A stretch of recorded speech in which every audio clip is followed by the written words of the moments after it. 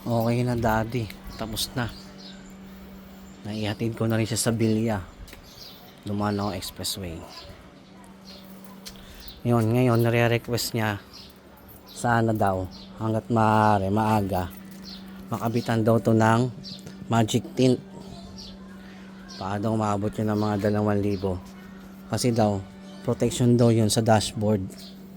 Dahil mainit nga daw dito sa Pilipinas, magbibitak-bitak daw yun, magkakrak-krak daw yan.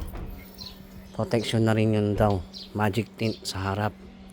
Kakain daw ng 2,000 yun. Kasi sobrang init nga naman ng dashboard, kasi walang tint. Ngayon yung magic tint maganda daw yun, hindi daw yung ordinaryo na tint lang. Magandang klase daw yun.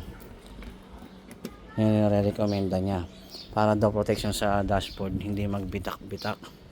Tsaka para daw mabilis lumabas yung lamig ng aircon, kasi nakita niya mainit hindi mainit yung buga, hindi ganun kalamig.